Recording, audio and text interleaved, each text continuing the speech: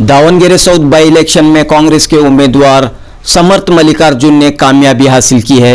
इस कामयाबी के बाद समर्थ मल्लिकार्जुन आज बेंगलुरु के दौरे पर आए हैं और आपने बेंगलुरु में एमएलए रिजवान अरशद के घर पहुंचकर मुलाकात की और एमएलए रिजवान अरशद का शुक्रिया अदा किया।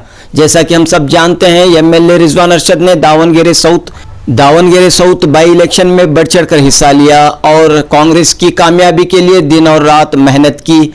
आपने और सलीम अहमद ने मिलकर ऑपरेशन पहलवान को कामयाब बनाया। भले ही दावणगेरे साउथ में कांग्रेस के उम्मीदवार ने कम मार्जिन से जीत हासिल की है, लेकिन ये जीत काफ़ी अहमियत रखती है। तो लिहाजा दावणगेरे साउथ में जीत हासिल करने वाले समर्थ मल्लिकार्जुन एक नौजवान उम्मीदवार बेंगलुरु आए हैं और एमएलए रिजवान अरशद के घर पहुंचकर उनका शुक्रिया अदा किया है।